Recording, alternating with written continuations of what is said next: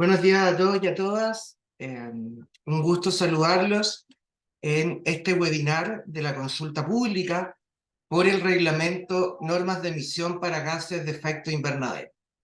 Eh, Súper contentos de que estén conectados hoy día. Ya tenemos más de 40 personas que nos acompañan. Y vamos saludando entonces ahí a quienes nos han escrito por el chat. A María José Parra, de la Universidad Santo Tomás de Antofagasta, a Jorge Pérez de la Facultad de Ciencias Agronómicas de la Universidad de Chile, a Eduardo desde Temuco del Instituto del Medio Ambiente de la UFRO. Saludamos también a Fabián Olave del programa Vuelo Limpio de la Agencia de Sostenibilidad Energética. Saludamos a Ricardo Aspé de Intech Analítica, a Tomás Lizana de COPEC. Súper, a todos ustedes, entonces, muy bienvenidos, muy bienvenidas, de comenzar este webinar por el reglamento Normas de Emisión para Gases de Efecto Invernadero. Contarles un poquito de qué se va a tratar la actividad del día de hoy. Aprovecho también para contarles que mi nombre es Sergio Rivas, del área de participación ciudadana del Ministerio del Medio Ambiente. Y hoy día lo que vamos a ver en un primer momento va a ser la bienvenida de Camila Labarca, de la División de Cambio Climático, que nos va a contextualizar un poquito con respecto a esta consulta pública.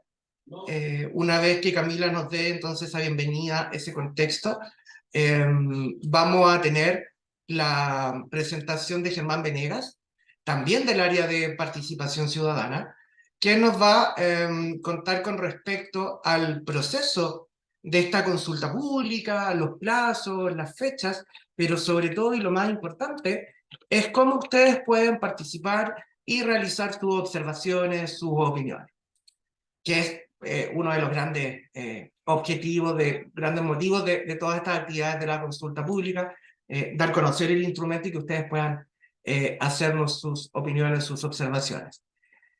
Una vez que Germán nos haga entonces esa contextualización, iremos ahí como al corazón de la actividad y pasaremos a ver el instrumento que actualmente está en consulta.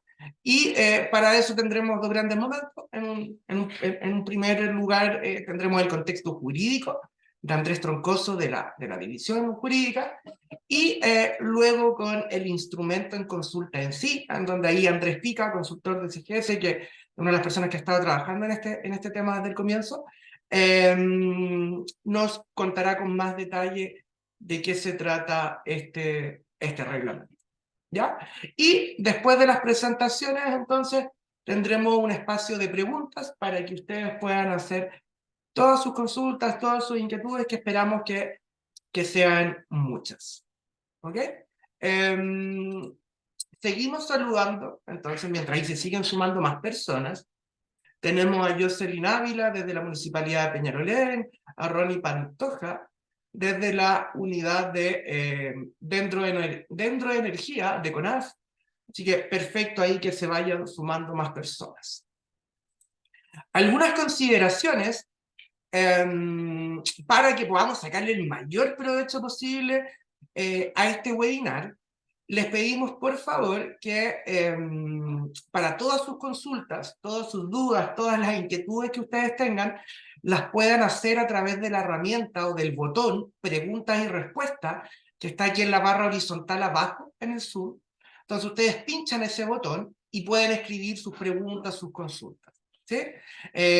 Ahí las pueden hacer por escrito en cualquier momento de las presentaciones que tengamos durante la actividad.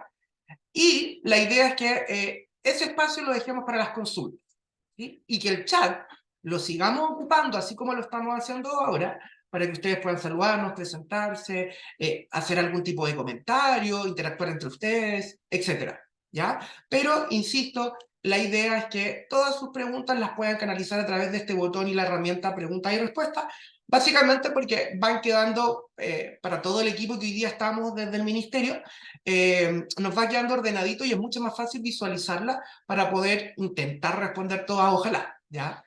A veces hay muchas consultas y no siempre alcanzamos a contestarlas todas, pero ahí todo el equipo que hoy día está detrás va a hacer ahí el máximo esfuerzo. Y también les cuento que este webinar, este evento, está siendo grabado y va a quedar alojado en nuestro portal de consultas ciudadanas del Ministerio y también va a quedar en nuestro canal de YouTube. Así que lo pueden volver a ver, o en el caso de que tengamos personas, colegas de ustedes que no pudieron conectarse hoy día, entonces pueden volver, pinchar ahí, pueden ver este webinar, esta actividad. ¿Ok? Así que eso sería un poquito con respecto a cómo vamos a funcionar el día de hoy, y recalcándoles ahí que la idea es que sea por preguntas y respuestas que puedan hacer todas sus consultas. Si todo sale bien y vamos ahí como en orden con la programación, deberíamos estar terminando esta actividad alrededor de las 11:30 como máximo. ¿Sí? Y ahí seguimos saludando a algunas personas más que continúan sumándose. Ya tenemos más de 60 personas que nos acompañan. Tenemos a Andrés Miranda de IE Capital, tenemos a Alfonso Lea, consultor, ya habíamos saludado a Ronnie, tenemos a Víctor Azócar de la Corporación Quintero Mide, a Paola Muñoz de la División del Medio Ambiente de la Gobernación Marítima de Antofagasta, saludamos ahí a Eddie Garrido, perfecto, todos ustedes entonces muy bienvenidos. Yo voy a dejar de compartir pantalla y entonces le voy a ir a dar el pase y le voy a pedir entonces a Camila Labarca, como yo le adelantaba. Ella es la jefa del Departamento de Mitigación y Transparencia Climática y es una de las personas que ha estado liderando este tema. Así que, Camila, estás por ahí, te damos el pase para que nos puedas dar ahí algunas palabras. Hola Sergio, ¿cómo estás? Hola a todos. No me funciona iniciar el video, la cámara. No sé si es que es algo del anfitrión Ah, que me puede perfecto. permitir. Ahora Ujú. sí, Camila. Ahora te Ahí debería... sí, Ahí sí, te ahora vemos sí. perfecto. Ya, súper. Hola a todos. Bueno, sí, como decía Sergio, muchas gracias por participar en este webinar y muchas gracias por el interés que genera este nuevo instrumento de la Ley Marco de Cambio Climático.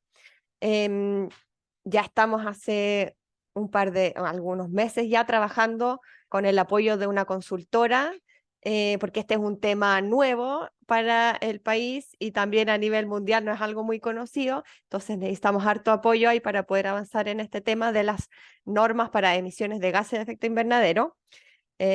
Así que nos está apoyando esta consultora que tiene expertos tanto técnicos como jurídicos. Y bueno, este reglamento es el inicio para poder después elaborar normas de gases de efecto invernadero. Este establece las bases de cómo se van a elaborar las normas, el procedimiento, cómo van a participar los distintos actores y qué deberán contener. Pero es un reglamento bien general, entonces a veces es difícil trabajar sobre algo que no es tan específico, así que hay que también ponerse en las distintas ámbitos potenciales en los que se podrán aplicar las normas para ponerse en los distintos casos. Por eso es un reglamento relativamente difícil, pero bueno, tenemos el ejemplo de las normas de emisión que ya genera el Ministerio del Medio Ambiente, así que también tenemos ahí esa base. La Ley Marco de Cambio Climático, que se publicó a mediados del año pasado, crea, por un lado, muchos instrumentos para que el país pueda enfrentar el cambio climático, tanto en adaptación como en mitigación, en reducir los gases de efecto invernadero, y también crea nuevas hartas responsabilidades a sectores específicos, por ejemplo. Y uno de los instrumentos que crea la ley marco son estas normas de gases de efecto invernadero, que creemos que va a ser una herramienta muy importante para poder avanzar a cumplir efectivamente nuestras metas, que finalmente la carbono neutralidad a más tardar al 2050. Y estas normas de emisión nos van a permitir, quizás en sectores en que es más difícil o en fuentes que son más difíciles, reducir, poder cumplir esta meta que tenemos como país. Así que eso, Sergio, como introducción general. Súper, Camila, muchas Muchas gracias gracias. ahí por tus palabras, por el contexto. Y entonces continuamos con nuestro webinar, y mientras ya le vamos pidiendo a Germán que vaya preparando su presentación, seguimos saludando a las personas que se han ido sumando al webinar. Ya tenemos más de 60 personas conectadas. Saludamos a Juan Ignacio Chávez, del Parque Familiar Piriyuca, de Puchuncaví. Saludamos a Cintia Mora, del Museo de Historia Natural Valparaíso. Pamela Venegas, de la CMPC. Bueno, a todos ustedes ahí, bienvenidos. A Francisco Lávera, auditor ambiental. Así que excelente que los podamos tener el día de hoy conectados. Germán, entonces le damos el paso a Germán Venegas, del área de participación ciudadana, que nos va a contextualizar un poquito con respecto a la consulta pública. El micrófono es tuyo, Germán. Gracias, Sergio. Muy buenos días a todos y a todas. Un elemento que es una consulta pública, primero como concepto, es el mecanismo el cual se somete a consideración de la ciudadanía, de los organismos regulados, de algún procedimiento, de algún sistema, de nuestro ministerio para generar o construir una política pública o algún instrumento que se pueda desarrollar. Los objetivos de la consulta son 4: difundir el alcance, objetivos y antecedentes, recabar opiniones u observaciones, que es lo que estamos en este momento, analizar y ponderar las observaciones ciudadanas, o sea, considerar lo que ustedes nos puedan señalar, escribir, y después generar una respuesta. Este procedimiento que tenemos como ministerio nos obliga a que después de un tiempo, en común acorde antes que salga el instrumento, nosotros tenemos que devolver a la ciudadanía o a las personas que nos hicieron las observaciones las respuestas, cómo fueron consideradas o ponderadas sus observaciones. La etapa de la consulta: diseño, ejecución, análisis y resultado. Esta consulta es una consulta de un acotado tiempo, 23 días hábiles. Empezó el 8 de noviembre y culmina el 12 de diciembre. Es la fecha tope para poder ingresar. Ahora, ¿cómo? A través de la plataforma electrónica consultasiudadana.mma.gov.cl. Vamos a estar en el chat dando el nexo directamente a la consulta, el que ya está subida con algún instrumento, donde uno puede entrar ahí. Ese es un mecanismo. El otro mecanismo es, ahí todavía tenemos ciudadanos y ciudadanas que de alguna manera utilizan el mecanismo manual, que lo pueden hacer a través de las secretarías regionales ministeriales y a través de estas actividades presenciales. Sí, acotando que estas actividades presenciales no se les va a responder, por decirlo así, a través de la reunión, a través de lo que le podamos escribir en el sistema por preguntas y respuestas, pero lo formal es lo que suben en la plataforma. Lo formal es lo que suben en esta hoja, es lo que ingresa por oficina de parte. Eso es lo formal y eso es lo que estamos obligados a responder a la ciudadanía. Si ustedes, este es en la página, cuando uno ingresa, uno ve consultas cerradas y ve consultas abiertas. Uno entra en consulta abierta, en este momento están estas 6 consultas. La tercera consulta, que quedan 22 días para el cierre, corresponde a esa, y ahí uno ingresa a esa consulta, y ahí puede ingresar a hacer las observaciones. ¿Quiénes pueden hacer las observaciones? Personas jurídicas, personas naturales o organizaciones sin personalidad jurídica. ¿Cómo? A través de la clave única o sin clave única. Si de repente tienen problemas con la clave única, pueden ocuparse, le van a pedir algunos antecedentes básicos, están todos resguardados de acuerdo a la ley, pero de alguna manera para poder después poder responderle las preguntas que ustedes hicieron. Así que pueden usar cualquiera de esos mecanismos. Ingresan las observaciones, qué tipo de persona es, la identificación, ahí las opciones y algunos elementos básicos que se solicitan en el sistema para poder hacerlo. Eh, nuestro sistema está un poco dividido por cada uno de los capítulos que tiene este reglamento. Usted puede opinar en general o puede opinar específicamente, lo puede llegar específicamente a un artículo o a un capítulo o a uno de los títulos que tiene este reglamento en ese plano. Eso es Sergio.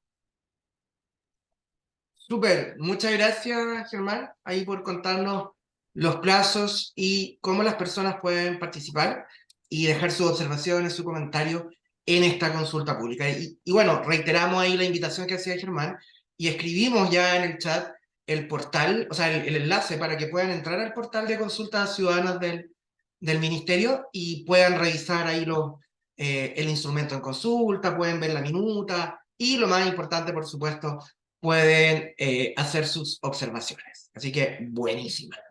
Invitamos entonces ahí a Andrés Troncoso, de la división jurídica, quien nos va a contextualizar con respecto al instrumento, al reglamento, en consulta y nos va a hacer ahí un contexto jurídico normativo con respecto a este reglamento. Andrés, ya vemos tu presentación y te vemos ahí en pantalla, así que ahí el micrófono es todo tuyo. Muchas gracias, Sergio. Muy buenos días a todas y todos. Le agradezco la convocatoria. Esta es una normativa súper innovadora y que se está impulsando desde el Ministerio de Medio Ambiente con el cumplimiento de la Ley Marco de Cambio Climático. Así que bueno, yo pasaría inmediatamente a la lámina siguiente. Primero que todo, entender conceptos básicos sobre lo que estamos regulando. El cambio climático se refiere a un cambio en el clima que se debe a o se atribuye a una acción humana y que en definitiva produce alteraciones en los patrones y comportamientos de nuestro sistema climático. El cambio climático como fenómeno es un fenómeno de carácter global que impacta a todo el planeta, pero que asimismo impacta de manera local y diferenciada en los distintos territorios. Y en ese sentido, el último informe del IPCC del año 2022 nos deja claro que la evidencia científica es inequívoca. El cambio climático es una amenaza, digamos, para el bienestar humano y el salud del planeta. Cualquier retraso adicional en la acción global perderá la breve ventana que se cierra rápidamente para poder asegurar un futuro habitable. Esto quiere decir que el diseño que estamos viviendo ahora es crítico, en el cual se tienen que adoptar las acciones más concretas, más rápidas, más ambiciosas para poder, digamos, frenar el impacto del cambio climático. En este sentido, aquí tenemos tanto componentes de mitigación como de adaptación. Vale decir que por una parte se requiere que adoptar de manera urgente acciones adaptativas al cambio climático para poder resistir los efectos adversos del cambio climático y por otra parte también tenemos que actuar rápidamente para poder reducir las emisiones de gases de efecto invernadero de tal manera de que se puedan mantener abiertas el mayor número de opciones de adaptación. Esto quiere decir de que tenemos que avanzar en ambos frentes, tanto en la mitigación al cambio climático como en la adaptación al cambio climático. Y en este sentido, digamos, una de las herramientas principales para poder alcanzar este objetivo es a través de la regulación. Entonces, bueno, en el caso de Chile, digamos, la regulación, digamos, se encuentra principalmente expresada con la Ley Marco de Cambio Climático. La Ley Marco de Cambio Climático fue publicada, perdón, el 13 de junio de 2022. De ese momento ya está en plena vigencia y esta ley, digamos, tiene un conjunto de elementos esenciales que cabe la pena destacar. Por una parte tenemos la meta nacional de mitigación. Aquí tenemos un gran valor de la ley. La ley establece a nivel legal un objetivo de carbono neutralidad a más tardar al año 2050. La carbono neutralidad la entendemos como un estado de equilibrio entre las emisiones y absorciones de gases de efecto invernadero. También, digamos, la Ley Marco Cambio Climático contiene metas e indicadores de adaptación especialmente vinculados a lo que es la estrategia climática a largo plazo, la contribución determinada a nivel nacional y lo que sería el Plan Nacional de Adaptación al Cambio Climático, que es un componente de la estrategia climática a largo plazo. También la ley contiene lo que son un conjunto de instrumentos de gestión de cambio climático en el largo, mediano y corto plazo, y también, digamos, divididos a nivel, digamos, nacional, sectorial, como también territorial y local. Por otra parte, también la Ley Marco de Cambio Climático promueve la incorporación de la variable del cambio climático en otras políticas públicas sectoriales, por ejemplo, lo que es en el del ordenamiento territorial, en la evaluación de impacto ambiental, por ejemplo, también en la evaluación ambiental estratégica. Asimismo, la Ley Marco de Cambio Climático, otro componente central se refiere al financiamiento de instrumentos económicos. Considera una estrategia de financiamiento climático que tiene que ser elaborada por el Ministerio de Hacienda y asimismo algunos instrumentos económicos relacionados como son los sistemas de compensaciones de emisiones que están, o el sistema de certificación de reducción de emisiones que están contemplados en la ley.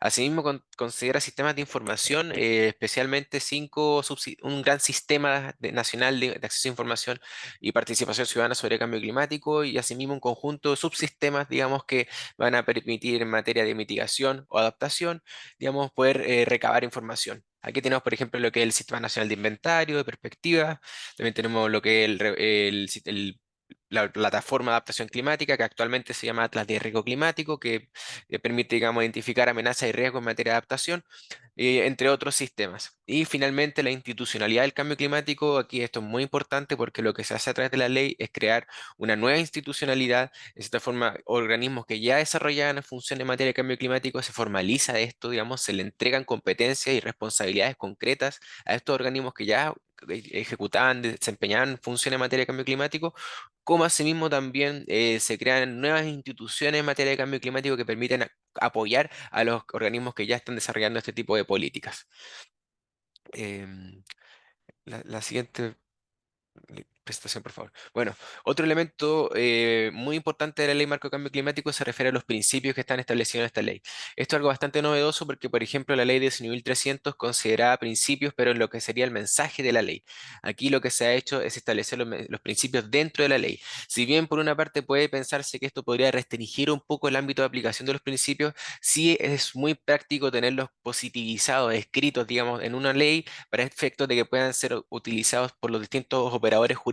Con esto me refiero que, por ejemplo, los jueces al momento de interpretar y aplicar la ley pueden, digamos, echar mano, utilizar estos principios para poder, digamos, determinar el sentido de alcance de disposiciones. En aquellos casos en que la ley no sea clara, que haya lagunas, incluso donde no hay una regulación específica, entonces ahí los principios permiten colmar, digamos, esas lagunas. Entonces, los principios jurídicos tienen una finalidad muy útil, digamos, tanto para el sector, digamos, del poder ejecutivo, digamos, para poder, digamos, implementar esta normativa, para poder, digamos, incluso inspirar en estos principios el desarrollo de reglamentos y normas, como asimismo también para el Poder Judicial en lo que sería la dictación de sentencias y la fundamentación de sus fallos.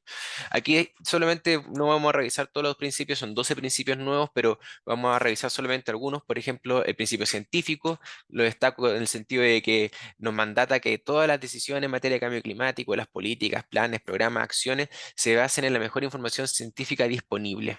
También otro principio que es bastante interesante aquí es el principio de no regresión y el de progresividad, en el sentido de que la no regresión nos mandata a que no podemos retroceder en los niveles en los niveles de protección ambiental alcanzados, ni tampoco en los objetivos de cambio climático que se han establecido o alcanzado. O sea, es una valla que no podemos retroceder y esto en conjunto con la progresividad nos llama a avanzar de manera sostenida en el cumplimiento de objetivos climáticos. Entonces, esos dos principios están anclados, digamos, y son bastante importantes mencionarlos, especialmente en materia de cambio climático, en el cual se requiere avanzar de manera ambiciosa en el cumplimiento de objetivos climáticos. Entonces, de todas maneras, no podemos retroceder y siempre avanzar en el cumplimiento de estos objetivos. Otro principio interesante que podríamos mencionar también sería el de equidad y justicia climática, en el cual se busca que exista una justa asignación de cargas, costos y beneficios en todo lo que es la gestión del cambio climático y asimismo también poder proteger, digamos, tener un tema de justicia intergeneracional en el sentido de poder proveer, digamos, a las generaciones futuras las mismas oportunidades que tuvimos nosotros para poder disfrutar de bienes ambientales y otros beneficios. Y también podemos Destacar aquí también el principio participativo, en cierta forma que mandata que los instrumentos de gestión de cambio climático tengan procesos de participación ciudadana. Esto también está consagrado, digamos, en el artículo 34 de la Ley Marco de Cambio Climático. Y también, digamos, destacaría el principio de territorialidad, en el cual, digamos, en cierta forma se busca que exista un balance entre los instrumentos nacionales, los instrumentos regionales y los instrumentos locales, en el sentido de que los instrumentos de carácter nacional deben considerar la realidad propia del territorio y a su vez los instrumentos de carácter regional y local deben, por su parte, ser consistentes con los instrumentos establecidos a nivel nacional. De esa manera se establece una especie como de coherencia entre ambos instrumentos.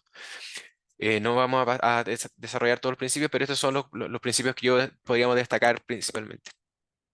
Ahora, yendo a un componente esencial de la ley, los instrumentos de gestión de cambio climático. Entender que los instrumentos de gestión de cambio climático son políticas públicas principalmente, políticas que digamos son de carácter nacional, algunas son de carácter sectorial y otras son de carácter territorial, podríamos decir regional y comunal. En el ámbito de ya, digamos, como más nacional, tenemos lo que es la meta de carbono neutralidad, resiliencia más tardar el año 2050. La meta está establecida en el artículo cuarto de la Ley Marco de Cambio Climático y también en el artículo primero de la Ley Marco de Cambio Climático. Y esta ley tiene por objeto principal, primero, alcanzar la carbono neutralidad, aumentar la resiliencia y reducir la vulnerabilidad a los efectos adversos del cambio climático, y en tercer lugar, cumplir con los compromisos internacionales que Chile presenta ante la comunidad internacional en materia de cambio climático. Entonces, el primer gran instrumento que tenemos, y especialmente en mitigación, es la carbono neutralidad al 2050. Es necesario destacar que no todos los países tienen la meta de carbono neutralidad a nivel legal. Lo tienen establecido como un compromiso, por ejemplo, en su NDC, lo pueden tener establecido, digamos, a nivel de política pública, pero no a nivel a nivel de una ley. Entonces eso, digamos, de cierta forma es algo bastante novedoso, es algo que le da bastante potencia, digamos, a este instrumento y que es una novedad, al menos en la región. O sea, hay pocos países dentro de Latinoamérica que le tienen positivizada a ese nivel. Por otro lado, tenemos la NDC, que es la contribución determinada a nivel nacional. Y la contribución determinada a nivel nacional es un instrumento que se descuelga desde el Acuerdo de París. El Acuerdo de París, en su artículo cuarto, digamos, párrafo primero y segundo, ahí se hace referencia a la contribución determinada a nivel nacional. ¿Y en qué consiste esta contribución? Principalmente en los compromisos que presenta cada uno de los Estados partes del Acuerdo de París en materia de mitigación y de adaptación, y con el objeto de poder alcanzar el objetivo del Acuerdo de París. El objetivo del Acuerdo de París es de alcanzar la carbono neutralidad, digamos, dentro de la segunda mitad del siglo, pero digamos, y ya, digamos, derechamente, tomando en cuenta todos los informes del IPCC, es llegar a la carbono neutralidad al año 2050. Y así es que los distintos países han estado estableciendo compromisos para poder llegar a ese objetivo. La contribución determinada en el nacional entonces tiene esta doble naturaleza de ser un instrumento nacional, está en nuestra regulación, es parte de la Ley Marco de Cambio Climático, pero a su vez también es un instrumento internacional porque se presenta ante la Convención Marco de Naciones Unidas para el Cambio Climático, ante el Acuerdo de París, y ahí en definitiva quedan plasmados nuestros compromisos ante la comunidad internacional. La contribución determinada en el nacional, digamos, desde el año de abril de 2020, fue objeto de un reforzamiento para poder, digamos, poder mejorar algunos compromisos en materia de reducción de metano, y también, bueno, este instrumento se tiene que actualizar cada 5 años.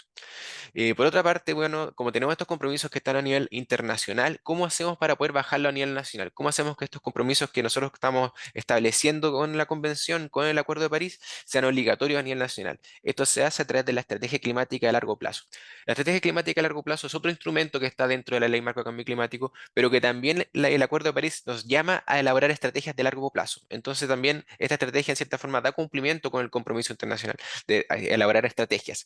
Y esta estrategia lo que contiene son objetivos y metas sectoriales y subnacionales, que van a ser coherentes con las que se establecen en la contribución determinada a nivel nacional. La estrategia climática a largo plazo se actualiza, tiene una actualización cada 5 años y una actualización cada 10 años, ¿ya? Y esta estrategia lo que es una gran hoja de ruta que contiene los objetivos, digamos, de aquí a 30 años hasta el año 2050, y establece elementos importantes como los presupuestos de emisiones, ¿cierto? Que es la cantidad máxima permitida de emitir de gas de efecto invernadero, como también objetivos y metas sectoriales en materia de mitigación y adaptación. Muy importante porque aquí también se establecen lineamientos que van a tener que ser cumplidos, digamos, por los demás instrumentos de gestión de cambio climático. Entonces aquí tenemos lo que son los dos grandes instrumentos nacionales, digamos, que van a establecer principalmente objetivos y metas. Ahora, ¿cómo hacemos para que estos objetivos y metas internacionales bajadas al nivel nacional se puedan cumplir concretamente? A través de los planes. Estos planes pueden ser planes sectoriales, en el sentido de que son planes de ámbito que aplican a todo el territorio nacional, pero que solamente se enfocan en un sector, y tenemos planes de acción regional y comunal. En cuanto a los planes sectoriales de mitigación y adaptación, estos planes, bueno, hay 12 sectores priorizados, son un total de 19 planes, digamos, que se deben elaborar entre planes sectoriales de mitigación y de adaptación, y estos planes lo que van a contener son acciones concretas para cumplir con los objetivos de la estrategia climática a largo plazo. Entonces, si se fijan, es como vamos bajando de nivel en una cascada, desde la estrategia llegamos a los planes sectoriales que contendrán las medidas concretas para poder cumplir con los objetivos de la estrategia climática de largo plazo. Estos planes sectoriales, a su vez, digamos, requieren territorializarse, en el sentido de que muchas de las acciones que son sectoriales y son a nivel nacional, por supuesto que van a tener que aplicarse de una u otra manera distinta en los diversos territorios. Entonces ahí es cuando se produce, digamos, el enlace con lo que seguiría el siguiente nivel de instrumentos, que son los planes de acción regional y comunal. Entonces, en concreto, los planes de acción regional para el cambio climático son aquellos instrumentos que contienen las acciones y medidas concretas de mitigación y adaptación dentro de la región y que permitan cumplir con los planes sectoriales de mitigación y adaptación. Pero asimismo también estos planes también van a poder contener acciones y medidas concretas que sean propias de la región, pero que cuenten con financiamiento regional. Eso de cierta forma, digamos, tiene esta doble naturaleza de ser un instrumento que tiene que ser coherente con los instrumentos nacionales y sectoriales, pero a su vez también da un espacio para que la región también pueda definir sus propias prioridades y establecer también sus propias acciones y medidas, pero que sean financiadas desde la propia región. Y por lo parte, finalmente tenemos en el nivel comunal, los planes comunales de cambio climático tienen, digamos, también una naturaleza local, territorial, en el sentido de que van a establecer acciones y medidas concretas dentro de la comuna y tienen que ser coherentes también con el plan de acción regional, como así como con los planes sectoriales y la estrategia climática a largo plazo. Entonces, si se fijan, en un sistema jerárquico ordenado de instrumentos, digamos, en el cual tenemos los de nivel nacional que establecen metas y objetivos, y después tenemos los planes que establecen acciones y medidas concretas para el cumplimiento de esos objetivos. Em, bueno, aquí una mención muy breve, sigamos así.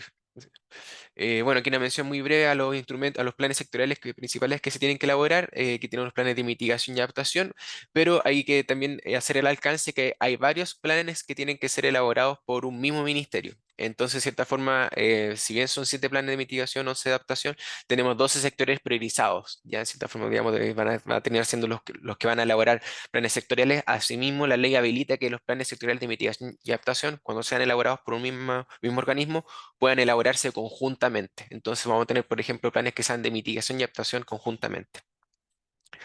Y bueno, dentro de todo lo que son los planes sectoriales de mitigación y adaptación, una de las herramientas principales para poder, digamos, especialmente en mitigación, para poder reducir emisiones de gases de efecto invernadero, van a ser precisamente las normas de emisión de gases de efecto invernadero.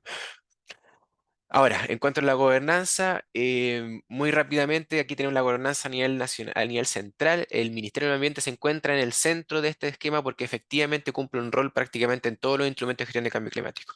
El Ministerio del Ambiente, por ejemplo, es contraparte técnica en la elaboración de planes sectoriales de mitigación y adaptación. El Ministerio del Ambiente también debe velar por la coherencia y la integración de los instrumentos de gestión de cambio climático a los distintos niveles, a nivel nacional, regional, local. El Ministerio del Ambiente también, digamos, participa en el nivel regional, digamos, los organismos que elaboran instrumentos a nivel regional como Secretaría Técnica. El Ministerio del Ambiente también preside el Consejo de Ministros para la Sustentabilidad, que es el organismo que se pronuncia y en definitiva aprueba estos instrumentos. Y también, digamos, el Ministerio del Ambiente preside el equipo técnico interministerial para el cambio climático, que es un organismo multisectorial que en definitiva reúne a las contrapartes técnicas de todos los organismos, servicios públicos que tienen competencia en materia de cambio climático y que en definitiva van a poder apoyar técnicamente al Ministerio del Ambiente en el desarrollo de instrumentos.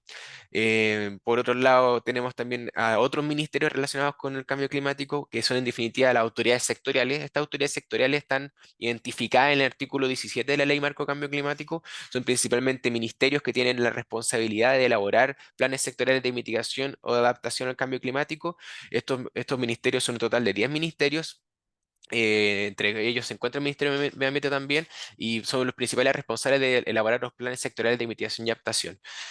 Por otro lado, bueno, tenemos el Consejo de Ministros para la Sustentabilidad. El Consejo de Ministros, el rol que tiene, digamos, es pronunciarse sobre todos los instrumentos de gestión de cambio climático de carácter nacional. Vale decir, la contribución determinada a nivel nacional, la estrategia climática de largo plazo, Los planes sectoriales de mitigación y adaptación, durante su proceso de elaboración, requieren de 1 minuto la aprobación del Consejo de Ministros para la Sustentabilidad. Esto además se sostiene en la idea de que el Consejo de Ministros es un organismo intersectorial que reúne a diversos sectores, diversos ministerios, por lo tanto, entendiendo que el cambio climático es transversal y que en cierta forma pega a todos los sectores, digamos, es del todo claro y que pueda hacer el Consejo una instancia bien provechosa para poder discutir y mejorar estos instrumentos. Por otro lado, en el sector izquierdo se encuentran organismos que son más colaboradores de la gestión del cambio climático a nivel nacional. Aquí tenemos lo que sería el Comité Científico Asesor para el Cambio Climático. El Comité Científico es un organismo nuevo de la ley que en definitiva asesora científicamente al Ministerio del Medio Ambiente en la elaboración, actualización, desarrollo, implementación de instrumentos de gestión de cambio climático. Con esto nos referimos a todos los instrumentos en que el Ministerio puede entrar, puede solicitar el apoyo del Comité Científico Asesor. Por otra parte, tenemos el Consejo Nacional para la Sustentabilidad y el Cambio Climático. Este organismo ya existía, digamos, se modificó el nombre y también se modifica la integración. Actualmente, digamos, el Consejo Nacional se encuentra en proceso de modificación y con el objeto de precisamente de integrar a 2 nuevos representantes de la juventud. Ya, o sea, digamos, el Consejo se amplía para efectos de que puedan también participar la juventud dentro del mismo Consejo. Y también destacamos los procesos participativos con la ciudadanía en el sentido de que la Ley Marco de Cambio Climático mandata que todos los instrumentos de gestión de cambio climático consideren procesos participativos como precisamente esta misma instancia es un proceso participativo. De esta manera, por ejemplo, a través de consulta ciudadana, de participación ciudadana temprana o de diálogo ciudadano o bien, digamos, del aporte de información en los procesos regulatorios, entre otros, todos esos mecanismos participativos están considerados también para el desarrollo de estos instrumentos. Y finalmente menciono el presidente, digamos, que está, digamos, por supuesto, que en definitiva es quien aprueba los decretos supremos de los diversos instrumentos que, especialmente nacionales, con esto nos referimos a la contribución determinada a nivel nacional, la estrategia climática de largo plazo, los planes sectoriales de mitigación y adaptación. Él es quien, en definitiva, da la sanción final a estos instrumentos. Entonces, este es como el esquema general de la gobernanza.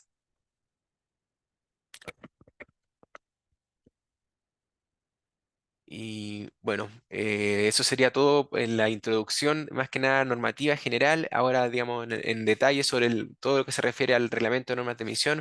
Va a continuar antes explica con la presentación. Muchas gracias, Andrés. Bueno, vamos a empezar a hablar sobre lo que es la materia de este proceso, que es la elaboración de lo que es el reglamento para la elaboración de las normas de emisión. Acá no estamos discutiendo una norma de emisión en particular, sino o cuáles se tienen que hacer, es sobre el procedimiento que se tiene que seguir para elaborar una norma de emisión. Entonces, esto va asociado, como explicaba Andrés, a la Ley Marco de Cambio Climático, que en su artículo 14 establece lo que son las normas de emisión y la obligación del Ministerio de Medio Ambiente como responsable de su elaboración. Entonces, el Ministerio de Medio Ambiente tiene que elaborar una norma de emisión, que básicamente lo que es una norma de emisión es que se fija un nivel o una cantidad máxima de emisión para lo que son gases de efecto invernadero y otros forzantes climáticos de vida corta. Esto puede ser a nivel de un establecimiento, como puede ser una industria. También podría ser a través de un grupo, por ejemplo, podría ser los vehículos, o podría ser también otros sistemas que podría ser como agrupar un conjunto industrial, pero en un límite no a una chimenea, sino con conjunto de chimeneas. Entonces, en ese sentido, hay bastante flexibilidad y esto puede ser por tecnología, sector, actividad, la lógica de esto es apoyar lo que es el cumplimiento de la estrategia climática de largo plazo y la contribución nacionalmente determinada. Eh, Esto es muy parecido a las normas de emisión que ya existen en Chile para contaminantes de tipo de aire y otros tipos de normas de emisión. En ese sentido, tiene hasta antes con la ley de bases del medio ambiente podíamos hacer normas de emisión, pero no asociados a CO2 y a metano y otros gases de efecto invernadero u otros forzantes climáticos de vida corta. Y esto permite ya empezar a avanzar en esa línea. Y básicamente se tiene que hacer este reglamento que establece el procedimiento porque justamente el mismo artículo 14 lo mandata y establece algunos elementos mínimos que tiene que incluir. ¿Qué es una norma de emisión? Como les comentaba, esto es la cantidad máxima permitida de un cierto contaminante. Esto puede ser tanto en concentración como en emisión máxima, y puede ser a distintos niveles temporales. Puede ser una emisión por hora, puede ser una emisión anual, y en ese sentido es materia de cada norma la mejor manera desde un punto de vista científico de cómo se tiene que definir. Eh, una particularidad de lo que tienen las normas de emisión de gases de efecto invernadero versus las normas de emisión que ya existen en Chile es que existen dos maneras en que se pueden originar. Actualmente para normas de emisión, por ejemplo, para vehículos o para calefactores que existen normas, es una priorización que realiza el Ministerio de Medio Ambiente de manera autónoma, pero no tiene plazos. O sea, no hay un plazo que diga tiene que existir una norma de emisión para un tipo de fuente dentro de un cierto plazo hasta que se inicia el proceso. Una vez que parte, sí corren los plazos, pero antes de que exista el inicio del proceso no hay una razón de por qué tiene que haber una norma de un tipo o de otro. La diferencia que hay en términos con la ley de cambio climático es que los planes sectoriales de mitigación que tienen que hacer los ministerios de Transporte, de Energía, de Minería, de Bien de Urbanismo, de Salud, de Agricultura, pueden, dentro de sus planes sectoriales de mitigación, como explicaba Andrés, incluir normas de emisión. No es una obligación, es una facultad que tienen que puede incorporarse en esos planes. Si se incorpora dentro del plan de mitigación del sector transporte, por ejemplo, que hay que tener una norma de emisión para fuentes móviles, el Ministerio de Medio Ambiente tiene un plazo máximo de 6 meses para iniciar la elaboración de esa norma. Y en ese contexto el Ministerio hace un análisis en base a lo que está en el plan sectorial de mitigación, que ya definió responsables ahí, ve que el Ministerio de Medio Ambiente es el encargado de liderar el proceso, pero dentro del plan se pone a haber definido que otros ministerios sean responsables. Por ejemplo, si es el plan sectorial de mitigación del transporte, es probable que el Ministerio de Transporte sea parte del proceso de elaboración de esa norma también. En el caso contrario de que se defina la necesidad por parte del Ministerio de Medio Ambiente, que hay necesidad de avanzar una norma, pese a que no está establecido explícitamente en un plan de mitigación sectorial, el Ministerio sigue manteniendo esa capacidad y lo va a poder hacer, y ahí tendrá que hacer un análisis de competencia para ver qué ministerios tienen que apoyar en el proceso de elaboración de esa norma y así iniciar el proceso. El reglamento es un reglamento que, por sobre todo de procedimiento, entonces tiene administrativo, tiene una estructura que es más bien común en lo que es el derecho administrativo. Parte con disposiciones generales donde se define el ámbito de aplicación, que es básicamente donde aplica esta regulación, los principios que aplican, que vienen fuertemente definidos por la Ley Marco de Cambio Climático. Abunda en ciertas definiciones que son importantes para entender el propio reglamento. Habla de las funciones del Ministerio de Medio Ambiente en esta materia, cómo se coordinan los actores, analiza otros instrumentos de la ley, porque básicamente se busca que la ley Marco de Cambio Climático, como mencionaba Andrés, tiene muchos instrumentos nuevos y es importante que estos elementos vayan conversando juntos. Luego se explican las principales etapas del procedimiento y cómo se tiene que gestionar el expediente, que es donde se va manteniendo toda la información cuando se inicia un proceso de elaboración de una norma, va contándose ahí los antecedentes, las presentaciones, las minutas, el proceso de participación ciudadana, todo se va archivando ahí para que sea transparente a la ciudadanía cómo se elaboró la norma. El título 2 ya entra en el detalle de lo que es el procedimiento para la dictación de la norma, y aquí es básicamente cuáles son las principales etapas del proyecto, y explica un poquito los contenidos que se tienen que abordar en cada una de esas etapas. Básicamente aquí tenemos cómo se inicia el procedimiento, que es con una resolución del Ministerio de Medio Ambiente. Desde ahí empieza la primera etapa, que es la de estudio fundante y recepción de antecedentes. En esta etapa, el Ministerio de Medio Ambiente recopila antecedentes para elaborar la norma. Tiene un plazo durante 2 meses para recopilar y recibir antecedentes de cualquier ciudadano, cualquier persona o institución puede compartir antecedentes relevantes para la dictación de esa norma en específico. Y luego de esos 2 meses, el ministerio tiene 6 meses para analizar esos antecedentes y definir si los antecedentes son suficientes para avanzar en el proceso de elaboración del anteproyecto, o si los antecedentes no fueran suficientes, podría definir que no se puede avanzar en esa norma aún.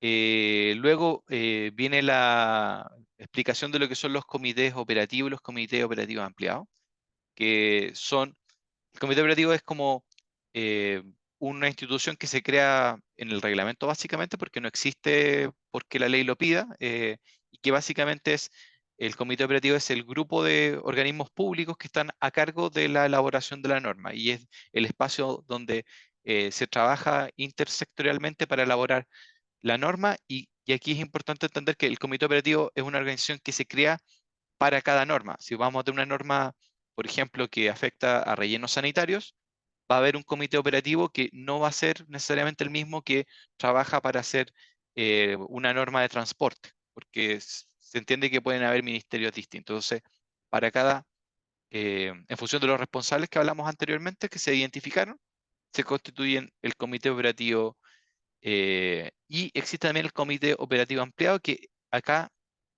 en la misma lógica, asociado a una norma en particular, se incorporan actores privados que apoyan ese proceso de elaboración de la norma, y van siguiendo todo el proceso de elaboración, y comparten antecedentes y dan insumos de manera más permanente.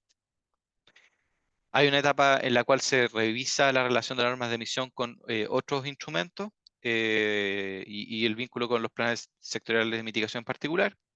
Hay una etapa de análisis técnico y económico. Acá se hace una caracterización de los beneficios que traerían generar esta nueva norma, y se establecen también una cuantificación de los costos asociados a la implementación de la norma, incluidos los de fiscalización. Y luego viene una etapa que es similar a lo que estamos viendo ahora, que es la de participación ciudadana, donde la ciudadanía puede manifestar sus comentarios a este borrador de proyecto, en la cual se elabora este anteproyecto que tiene la lógica de un borrador, tiene todos los elementos que debe tener la norma.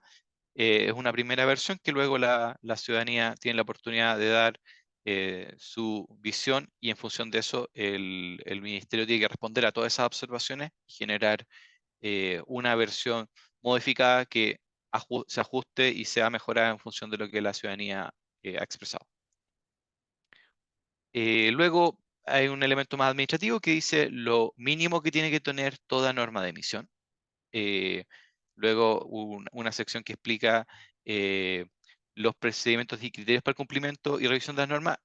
Estas normas tienen la particularidad de que la ley establece explícitamente que se pueden cumplir las normas con permisos de emisión transables, es decir, reducciones que se hayan realizado por otros actores se pueden utilizar para cumplir una norma. Y también hay una sección asociada a la revisión de la norma, que básicamente la ley establece que todas las normas de emisión se tienen que revisar cada 5 años, y aquí también se explicita eso y un poco cómo se aborda ese procedimiento cuando llevan 5 años de implementación de una norma, cómo se tendrían que revisar. Luego el procedimiento de reclamación, que tiene que ver con cuando una vez que se promulga una norma, alguien puede acudir a los tribunales ambientales para establecer que no corresponde avanzar en esa norma por el motivo que establezca su reclamación, y esto es gestionado por los tribunales ambientales. Y luego disposiciones finales que son principalmente asociadas a temas administrativos de publicación. Sobre los contenidos mínimos de la norma, acá podemos ver que lo primero es establecer la cantidad máxima de los distintos contaminantes climáticos que se pueden emitir. Y hay que dejarlo bien claro en términos de qué unidad se está midiendo también identificar la fuente emisora o agrupación de estas que va a estar regulada. O sea, tener una claridad sobre cuánto puede emitir y quiénes son los que están afectos a esta norma. En segundo lugar está el estándar de emisión de referencia por tecnología, que básicamente tiene que considerar en su definición las mejores técnicas disponibles y aplicando criterios de costo-efectividad, equidad, responsabilidad e impactos económicos, sociales y ambientales. El estándar de emisión de referencia puede diferenciarse para distintos grupos de fuentes en términos de sectores y actividades reguladas. Por ejemplo, puede tener un estándar distinto para fuentes de mayor tamaño que las de menor, y también pueden haber otras distinciones eventualmente asociadas al tipo de actividad. No va a tener una misma fuente, o sea, no necesariamente tiene el mismo estándar una fuente que tiene un objetivo productivo distinto. Esto tiene que ser revisado siempre cada 5 años con el fin de reevaluar su aplicabilidad, porque la tecnología va mejorando y eventualmente este estándar de referencia podría quedar obsoleto cada 5 años y fuera necesario revisarlo. Debe quedar claro el ámbito territorial y periodo en que se aplica la norma de emisión. La mayoría de las normas de emisión de aire, que son como el principal referente que existe, han sido nacionales. Los planes de descontaminación atmosférica incluyen normas que son de un territorio más acotado. Acá la ley establece esa misma facultad, entonces está la posibilidad de decir que la norma sea de carácter nacional, pero también podría haber una norma que fuera para un territorio más acotado.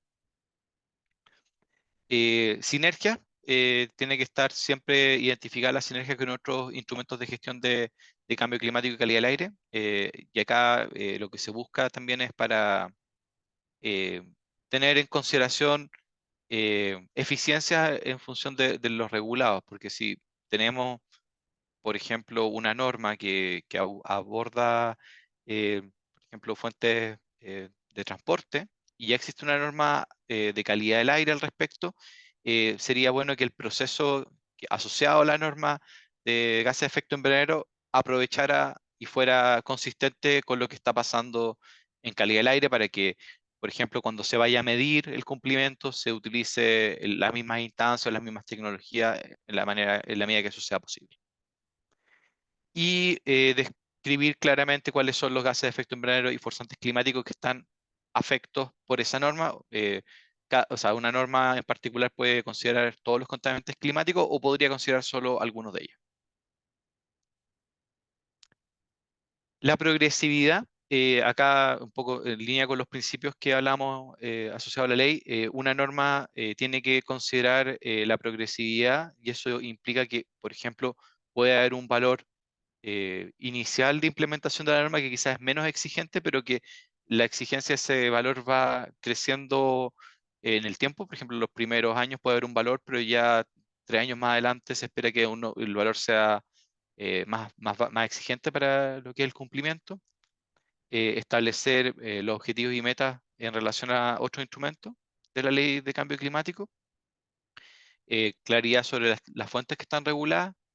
La cantidad o proporción máxima de certificados, como les mencionaba anteriormente, a diferencia de las normas de aire o de agua, acá se puede cumplir con la norma utilizando certificados de reducción de emisiones. Y acá se queda establecido que cada norma tiene que establecer la cantidad máxima que se puede utilizar para cumplir la norma. Que no es con una reducción directa, sino comprando reducciones o absorciones que se generan por otras fuentes. Y también lo que es el estándar de cumplimiento bajo el cual se generan excedentes de cumplimiento. También el artículo 15 de la Ley Marco de Cambio Climático establece que cuando una fuente cumple con la norma, todo nivel de emisión por debajo del cumplimiento le genera excedentes que puede después comercializar para ayudar a otras fuentes a cumplir con otras normas de emisión, por ejemplo, o para rebajar el impuesto verde. Entonces, acá se establece el estándar de cumplimiento, que es bajo ese valor se generarían el excedente. Respecto al procedimiento un poquito en detalle, hay 3 etapas eh, principales en lo que es el proceso.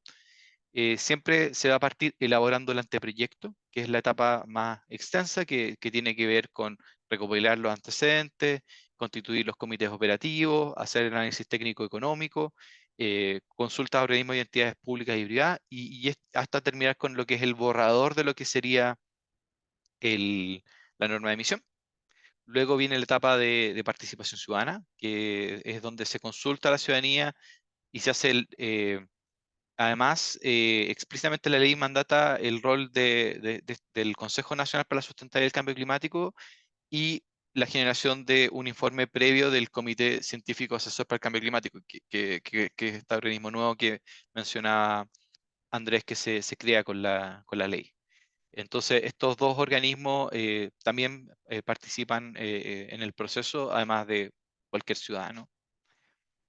Tras estos antecedentes nuevos, las consultas ciudadanas que se tienen que responder en su totalidad, se genera el proceso de elaboración del proyecto definitivo, donde principalmente se tiene que contemplar el análisis de lo que salió a propósito de la participación ciudadana y en función de eso generar una mejora del borrador para luego presentarse al Consejo de Ministros para la Sustentabilidad y el Cambio Climático, que es el organismo que se pronuncia finalmente asociado a la norma y tras eso se inicia ya lo que se llama la tramitación final, que incluye la, la firma por parte de los ministros y el presidente, pero también la etapa de revisión de legalidad por parte de Contraloría, que es lo que se entiende por la tramitación final.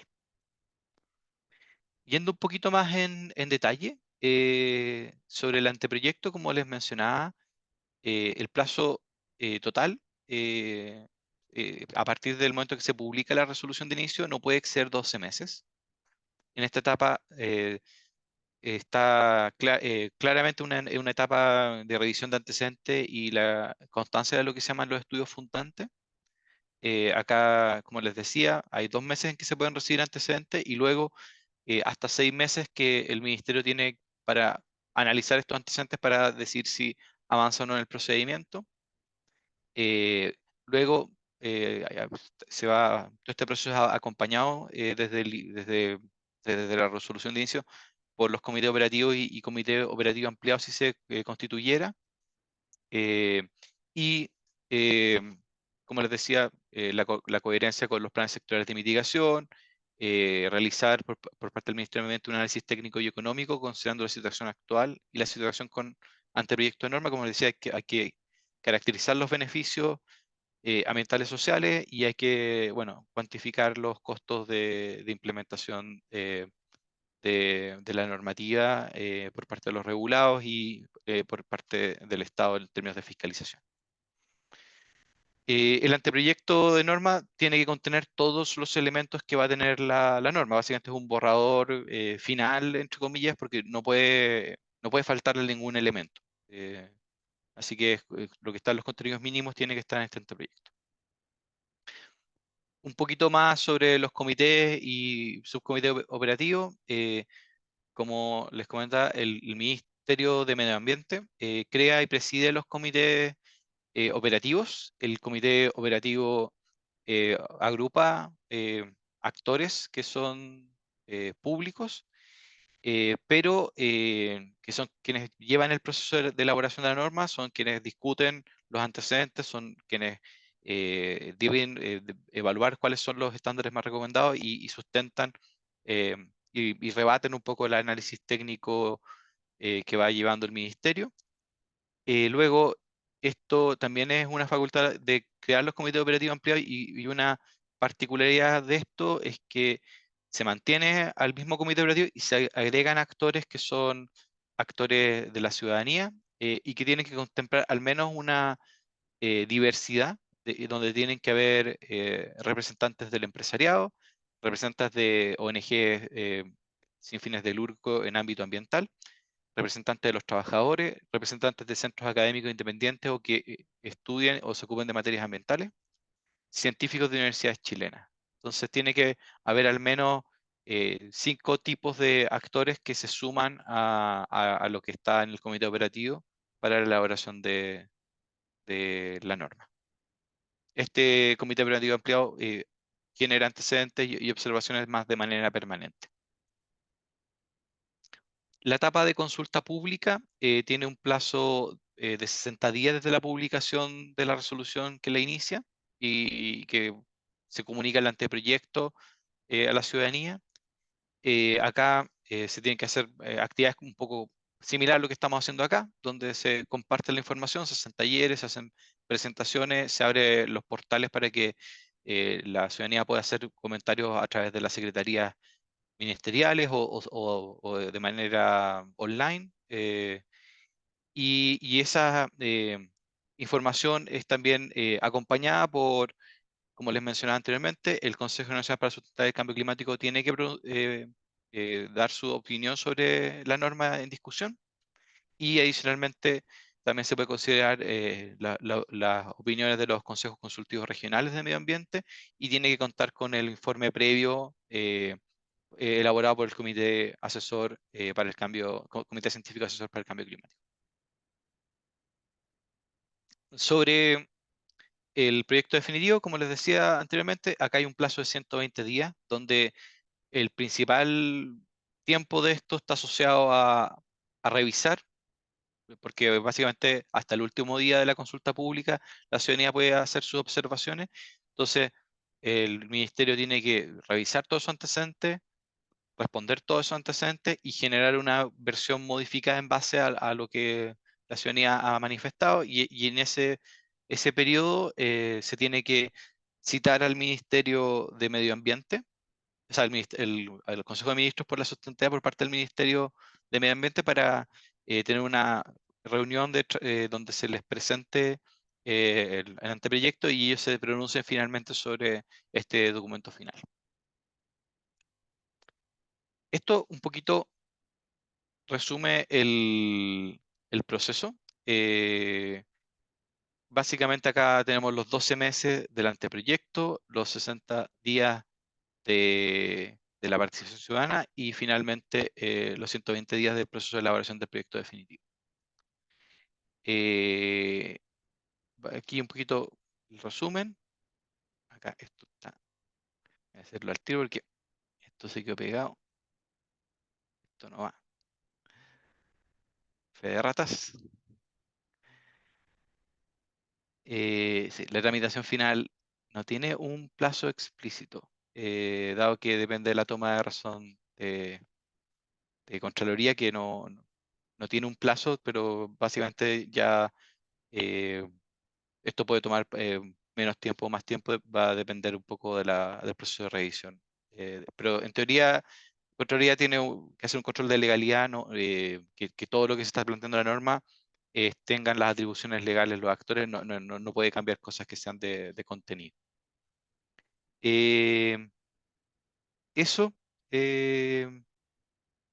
esto un poquito otra manera de visualizar la misma información, básicamente las etapas que están en lo que es la elaboración del anteproyecto. Como mencionábamos, previo al anteproyecto hay 2 caminos, se puede venir desde la necesidad establecida en un plan de mitigación sectorial, pero también puede ser por una necesidad identificada por parte del Ministerio de Medio Ambiente. El Ministerio de Medio Ambiente puede haber identificado la necesidad de avanzar en una norma independiente de lo que haya sido levantado por un plan sectorial de mitigación.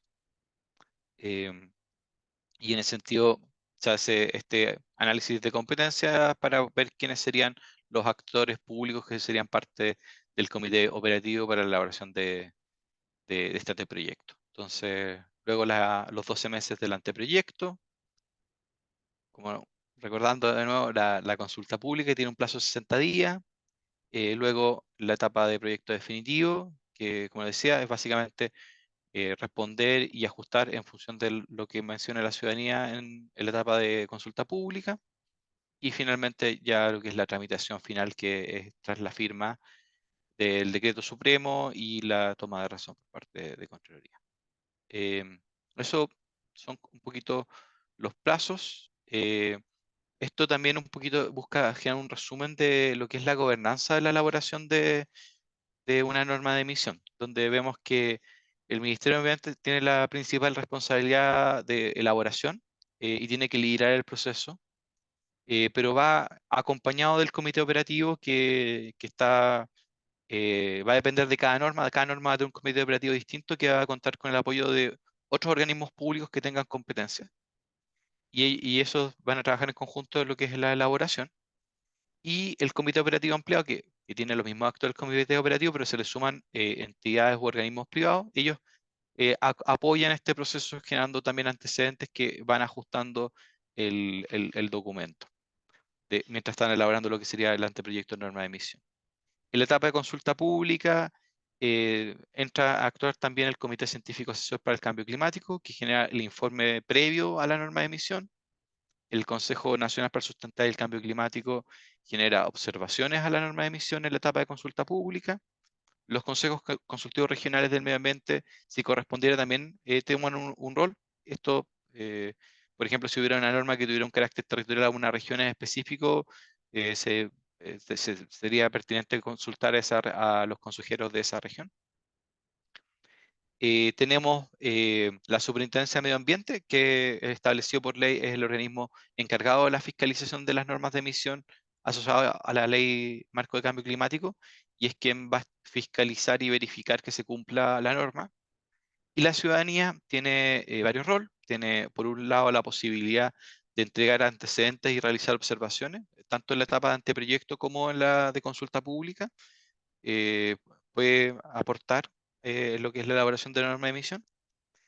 Y también tiene la facultad, cualquier ciudadano puede presentar una reclamación a la norma, es decir, no es una denuncia de incumplimiento de la norma, es decir, es alguien que considera que la norma no se ajusta a derecho y quiere que básicamente no entre en operación la norma. Y esa acción se hace a través de los tribunales ambientales, que es el organismo a cargo de gestionar estas reclamaciones. Y eventualmente ordenarle al Ministerio de Medio Ambiente que retrotraiga el proceso y ajuste la elaboración de la norma.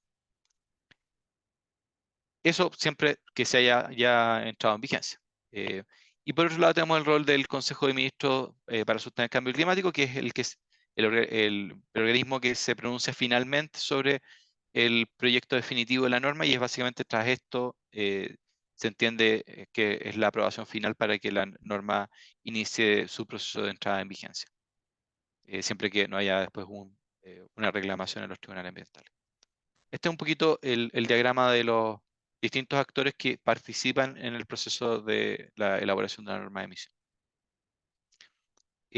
Bueno, esto es otra manera de visualizarlo, como por etapas, pero básicamente también presenta la misma información. Acá tenemos el primer círculo, que es la elaboración de anteproyecto, y luego entra la etapa de consulta pública, y por último lo que es el proyecto definitivo, y aquí se identifica en qué etapa empiezan a actuar los distintos actores. Como vemos, en la primera etapa de anteproyecto está el comité operativo. Ahí vemos que el Ministerio de Medio Ambiente siempre lidera el proceso, pero va apoyado por la Superintendencia de Medio Ambiente, que participa, y también de otros ministerios o servicios públicos con competencia. Está el apoyo del Comité Operativo Ampliado, que incluye a actores de la ciudadanía, que tiene una diversidad mínima requerida, que entrega antecedentes. Esto es la etapa de anteproyecto. Luego, en la etapa de consulta pública, entran a actuar los consejos consultivos regionales del medio ambiente, el Consejo Nacional para Sustentar el Cambio Climático, el Comité Científico Asesor para el Cambio Climático y la ciudadanía. Y por último, ya en la etapa de proyecto definitivo, el actor nuevo que se incorpora para pronunciarse es el Consejo de Ministros por la Sustentabilidad del Cambio Climático. Bueno, esta es la presentación. Ahí, gracias por su atención, y bueno, dejo el espacio para las consultas abiertas. Muchas gracias, Andrés. Bueno, ahí a Andrés Pica, Andrés Troncoso, por por contarnos con más detalle con respecto a este reglamento y sus principales puntos. Les cuento a ambos, bueno, sobre todo a ti, Andrés, que tú ahí estás recién exponiendo, que hay varias consultas que nos han ido realizando. Algunas de ellas ya se han ido respondiendo por el equipo de manera escrita. Así que ahí les agradecemos a todos y a todas sus consultas, sus preguntas. Recuerden, insistimos ahí que la idea es que puedan hacernos todas sus inquietudes a través del botón preguntas y respuestas. Ahí también se ha ido sumando gente mientras ustedes exponían, así que también ahí nunca es tarde para darle la bienvenida a todos y todas. Vamos con algunas consultas, con algunas preguntas. Siempre le damos prioridad, obviamente, a ir respondiendo a las preguntas de manera escrita, pero algunas preguntas también las podemos ir leyendo a viva voz. Tenemos una pregunta de Isabel Suárez. Isabel nos dice, bueno, primero que todo nos agradece por la oportunidad de este webinar. Y su consulta dice, ¿se están modificando también los niveles permitidos de GI que están vigentes hoy en día? No sé, ahí Andrés, Camila, ¿quién nos puede ayudar con esa consulta? Sí, gracias Isabel por tu pregunta. Em, no estoy segura bien a qué apuntas con la pregunta, pero si es que te refieres a si es que hoy día ya existe alguna norma de gas de efecto invernadero y si es que esto lo está modificando, no, hoy día no existe ningún nivel de gas de efecto invernadero exigido a alguna fuente específica. No hay, no hay niveles permitidos hoy en día, entonces no se están modificando, sino que ahora con la ley marco se crea la posibilidad de poner estos límites de emisiones. Pero también quizás te estás refiriendo a los límites que tienen los ministerios sectoriales, que eso también es como lo explicó Andrés Troncoso al principio, que nuestra contribución nacionalmente determinada tiene una meta al 2030 y en la estrategia climática a largo plazo, que es un límite de emisiones, y en la estrategia este límite de emisiones se reparte a 7 ministerios y ahí hay un nivel permitido de emisión, pero es para un sector en conjunto y es a un ministerio, y es por eso que los ministerios tienen que elaborar estos planes sectoriales. Ahora, con este reglamento de normas, no estamos modificando esos límites que están en la estrategia climática de largo plazo. Espero haber respondido a tu pregunta con eso. Súper. Gracias, Camila, por la respuesta. Tenemos acá más consultas. Nivaldo Ceballos, por ejemplo, ahí que nos ha hecho otras consultas que hemos ido respondiendo. Nivaldo nos consulta, en el Comité Operativo Ampliado, ¿está la sociedad civil y pueblos originarios? La sociedad civil está, no hay una participación explícita de pueblos originarios, como decía, tiene una composición mínima, pero efectivamente no está contemplado en el borrador representante de pueblos originarios, que claro, es un elemento que podrías plantear como mejora al proyecto definitivo. Súper. Gracias, Andrés, por lo que responde. Y ahí, bueno, nos aprovechamos un poquito de eso. Y este es el objetivo de estas actividades, que ustedes puedan plantear sus inquietudes, sus consultas, sus comentarios y cualquier aporte, cualquier opinión, etcétera. Bueno, esa es la idea, que lo puedan plantear formalmente como una observación a través de nuestro portal de consulta ciudadana, que es uno de los medios, pero quizás el medio más utilizado. Y esa es la idea, ¿no? Que se pueda aportar y mejorar un poco, contribuir a mejorar el reglamento. Así que agradecemos ahí entonces la pregunta y el comentario de Nivaldo. Tenemos también una pregunta de Luis Collin. Él nos pregunta, ¿los excedentes de emisión de una fuente o agrupación de estas son negociables? O sea, sí, ese es un poco el espíritu que establece la ley. Básicamente, si hubiera una fuente, implementar una mejora, hay dos niveles. Básicamente está el nivel de emisión que la norma establece que es cumplir, como no te voy a multar o no te voy a sancionar porque estás cumpliendo con la norma, y después hay un nivel más exigente que establece que fuiste más allá que el cumplimiento hiciste un esfuerzo adicional para reducir más aún tus emisiones. Si eso ocurre, esa diferencia te da un excedente que tú podrías comercializar con otras fuentes para que cumplan la misma norma, o podría utilizarse para otros fines también. Súper. Gracias Andrés. Ahí ustedes, bueno, no, nos pueden ir comentando, ahí si les va quedando ok o les queda alguna duda con la respuesta. Tenemos acá otra pregunta de Sara Larraín. Ahí que te la pregunta directamente a ti, Andrés Pica. Eso no quiere decir que hay alguien del equipo también pueda complementar, por supuesto. Bueno, vamos a ver. Te pregunta Andrés, dice, ¿por qué se coloca el informe previo del comité científico en la etapa de participación y observaciones? Agrega, pensamos que lo lógico y coherente debiera ser colocar este informe científico dentro del anteproyecto, como información e informes fundantes. Entonces ahí te pide si puedes aclarar un poco y comentar eso. Sí, bueno, un poco lo que se pensó en este caso es que cuando inicias hay como dos situaciones posibles acá, pero asumiendo que el proceso parte de cero, por ejemplo, alguien dice, vamos a hacer una norma de emisión para relleno sanitario, para pensar una cosa que no existe. Puede partir con esa intencionalidad de armar eso, y básicamente en esa etapa aún hay como solo como el título de la canción, pero no sabemos bien el contenido de lo que podría ser una regulación. Y la idea de ese proceso es que si efectivamente se podría quizás agregar algo asociado a que el Consejo Científico aporte antecedentes en la etapa más explícitamente. Igual se espera que cualquiera lo haga, pero quizás explicitar que puedan generar esos antecedentes.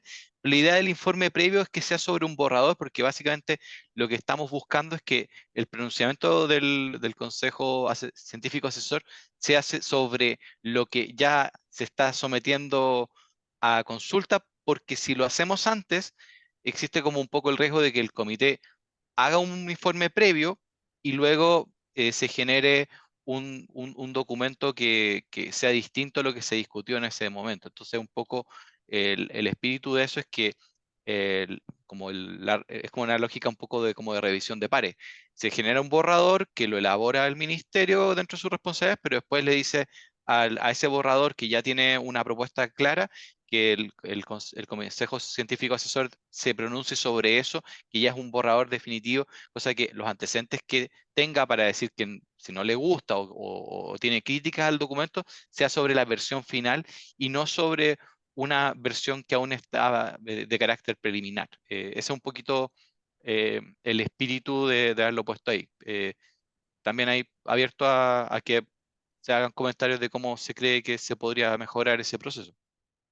Andrés, quizás para complementar también, en la lógica de la elaboración de los planes sectoriales y, por ejemplo, la NDC, que es otro reglamento que elaboramos que está en toma de razón ahora, también se usa una lógica similar, que en el fondo, claro, en la participación temprana y en la recepción de antecedentes puede participar cualquier organismo, cualquier institución, cualquier persona, y para la aprobación final, igual que en las normas, el Consejo de Ministros tiene que tener como antecedente el informe previo del comité científico. Entonces, por eso la idea es que se haga sobre el anteproyecto, sobre un documento más avanzado, y que también durante la elaboración del proyecto definitivo se pueda subsanar las cosas que levante el comité científico. Entonces, con esas dos cosas después se va a la aprobación del Consejo de Ministros. Súper. Gracias a ambos, entonces, Andrés, a Camila, ahí por la respuesta.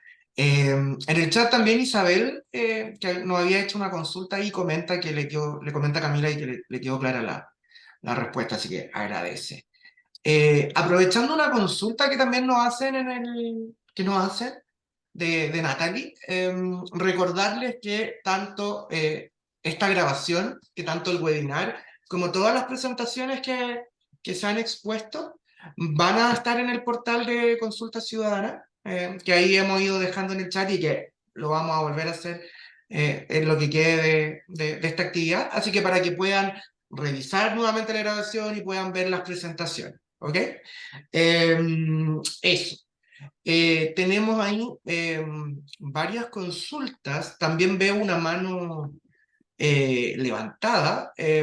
Siempre le damos más prioridad a las preguntas porque nos permiten abarcar mayor cantidad a las preguntas por escrito. Pero ahí sí, nos queda ahí un tiempito, vamos a dar la opción de la mano levantada. Entonces, vamos con, aquí tenemos más preguntas. Ya respondimos, entonces recuerden que va a estar disponible en el portal. Tenemos acá una pregunta de Antonio Minte que nos consulta. Frente a los límites, creo se referían al sistema de compensación de emisiones, donde se tienen como sujetos a pagos quienes superan las 25.000 ton CO2 anuales o 100 toneladas MP. Entonces, la pregunta sería, ¿cómo interactúa una futura norma de emisiones con el sistema de compensación? Camila, Andrés. Sí, claro. La idea es que con el sistema de compensaciones del impuesto verde se empieza a generar un mercado de créditos de carbono y las normas de emisión también permiten la compensación con normas de emisión, o sea, con certificados y la generación de certificados mismos. Entonces, la idea es que todo este mercado sea un mismo mercado, todos los certificados que se usen o para impuesto verde o para norma de emisión estén en el mismo registro y bajo el mismo sistema. Ahora bien, para regular específicamente estos certificados asociados a las normas de gas de efecto invernadero, el Ministerio de Medio Ambiente tiene que elaborar un reglamento que va a ser otro reglamento. Entonces, en este reglamento que estamos viendo ahora es el procedimiento específico para elaborar las normas, pero luego vamos a tener que elaborar otro reglamento que va a ser muy similar al de compensaciones de impuesto verde, pero para los asociados a normas y, como decía, obviamente la idea es que sea todo un mismo sistema y que no sean dos sistemas paralelos. Súper. Muchas gracias, Camila, ahí por tu respuesta. Entonces, tenemos ahí, recuerden que también por ahí nos han hecho algunas consultas en el chat. Les agradecemos si nos pueden hacer las consultas a través del botón de preguntas y respuestas. Eduardo también agradece la respuesta que dimos y nos envía saludos desde Temuco. Ya se acerca un poquito la hora de cierre, pero eh, entendiendo que tenemos ahí un par de consultas todavía, entonces a ver si podemos leer alguna más. Tenemos entonces, y aprovechando, tenemos una pregunta acá de Mauricio Oces, que nos pregunta, no, espera, aquí está, se me había perdido, se me había quedado un poquito más arriba. Mauricio Oces nos pregunta, establecer límites de emisión para el CO2 es factible y fácil de medir con los instrumentos disponibles en la actualidad. Sin embargo, en el caso de forzantes climáticos como carbono negro, la medición en fuentes de combustión podría ser complicada. La pregunta dice, ¿esto podría ser un problema para la implementación de normas de emisión de estos compuestos emergentes? Sí, o sea, la norma de emisión tiene que considerar las tecnologías existentes tanto para cumplir la norma como para poder fiscalizar el cumplimiento. Y obviamente la medición es clave porque tienes que poder medirlo. Y eso podría dificultar la implementación de algunas de estas normas o eh, afectar el alcance. Entonces, efectivamente, ahí hay un desafío. Ahora, este reglamento en esta etapa es un reglamento que busca decir cómo hacemos las normas, no entramos en las dificultades técnicas que si bien esto es un tema, como decía Camila, emergente, o sea, Chile es de los primeros países que avanza en normas de emisión de gases de efecto invernadero y por lo menos de hollín que yo conozca, no sé ningún país que haya regulado hollín aún. Entonces, obviamente, el hecho de que no existan otros estándares previos dificulta que existan equipos, pero básicamente acá la idea es abrir el camino también para regulaciones futuras. Esto es una ley que uno espera que se mantenga por las décadas en el tiempo y efectivamente la tecnología puede ir evolucionando y facilitar esto. Así que efectivamente es un desafío y va a depender del tipo de fuente que estemos considerando regular eh, y, y ahí ver un poquito los sistemas de medición que sean más adecuados. Súper. Gracias, Andrés, por tu respuesta. Considerando que ya nos quedan poquitos minutos para el cierre y intentando, bueno, que sea lo más participativo posible, y dado que ahí tenemos una manito levantada de Nivaldo Ceballos, que ha estado bien participativo, bien activo, así que te agradecemos, Nivaldo. Te vamos a activar el micrófono, Nivaldo, para que puedas hacer la pregunta a viva voz. Sí, te pido ahí que seas lo más conciso y preciso posible, ahí en honor al tiempo, para ver si en una vez alcanzamos a responder otra consulta. Así que, Nivaldo, te voy a activar el micrófono para que nos pueda hacer tu pregunta. Ok. Muchas gracias, Sumauru, Cuyacanajas, Quilacanajas, de la región de Tarapacá. Buenas tardes, hermanas y hermanos. Para nuestra pregunta es, el tema de la transparencia es súper importante, de que todo proceso sea transparentado para seguir mejorando la calidad de vida de la sociedad y del mundo. Nosotros que vivimos en zonas rurales tenemos grandes problemas medioambientales por lo mismo, por los impactos medioambientales y efectos de los gases invernaderos. Entonces ahora nuestra consulta es a los técnicos si efectivamente, a pesar de que no exista una normativa vigente quizá global, esto está colocando un nuevo puntapié a nivel internacional sobre los efectos y la acumulación de cargas negativas ambientales, especialmente por el efecto invernadero. Y la pregunta va a si que efectivamente que no hayan conflictos de interés en estos procedimientos es súper importante y que sea participativo. Y lo segundo es que es súper importante de que se mantenga todo claro, ¿no? Que sean muy transparentes estos procesos y la participación ciudadana, incluidos los pueblos indígenas en sus consultas, es súper importante para poder ver las problemáticas que existen y mantener también en estos grupos activos para estar controlando. Por ejemplo, cuando hablamos del proceso participativo, que salga la norma y que diga que efectivamente va a ser una observación participativa, que generalmente lo tienen que colocar las comunidades indígenas y no sabemos en las partes urbanas, solamente con hacer denuncias, pero es importante anteponernos a estas problemáticas que tenemos a nivel regional o interregional o rurales. Muchas gracias. Muchas gracias, Nivaldo, a ti por tu opinión, por tu consulta. Camila, Andrés, algo que para ahí complementar, responder lo que nos plantea Nivaldo. Ujú. Sí, sí, muchas gracias por la observación. Y claro, hoy día en el reglamento estamos planteando distintas instancias de participación. Y por ejemplo, la creación de un expediente que tiene que estar disponible. Como decía Andrés antes, no se menciona por ahora explícitamente la consulta indígena, pero si es que crees que es una observación relevante, también te invitamos, como dijo, a hacerla a través de la página de las consultas para que la tengamos, que en el fondo tengamos que considerar y responder después formalmente. Y también, si te parece que pueden haber más instancias participativas. Hoy día tenemos la recepción de antecedentes temprana, después la consulta ciudadana y también la participación en el comité operativo ampliado como obligatoriamente de distintos grupos. Si es que consideras algo específico también que se puede agregar, también te invitamos a agregar. También, por ejemplo, está la posibilidad de que estas normas sean nacionales o subnacionales, regionales, subregionales, interregionales.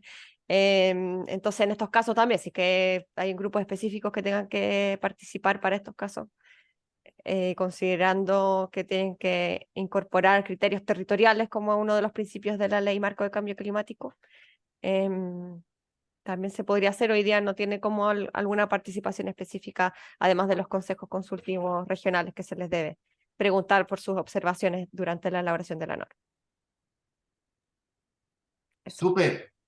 Muchas gracias, Camila, ahí por tu respuesta a la pregunta que nos hacía Nivaldo.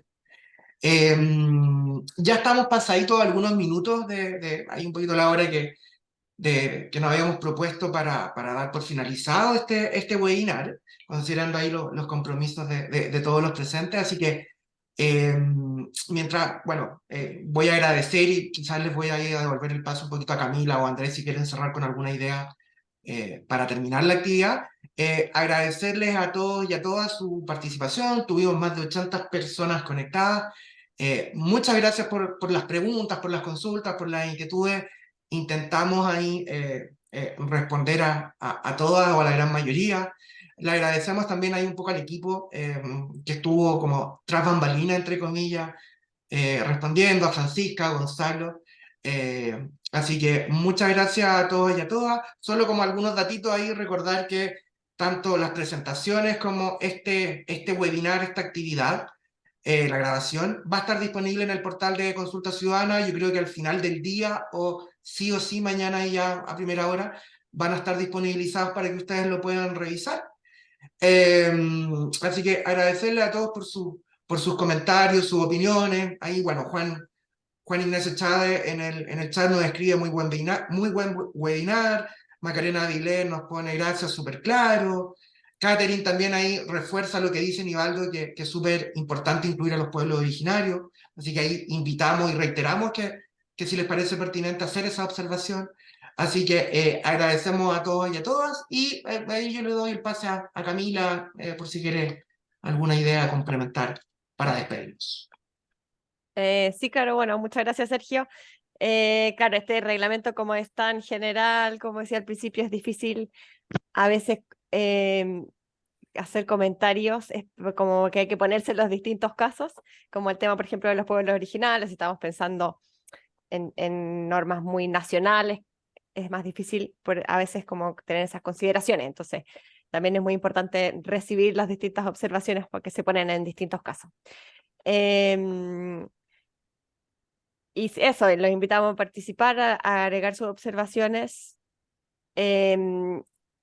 Y bueno, tratamos de que este reglamento recoja, sea bien participativo, recoja las lecciones aprendidas de la implementación del reglamento de normas de emisión que ya tenemos.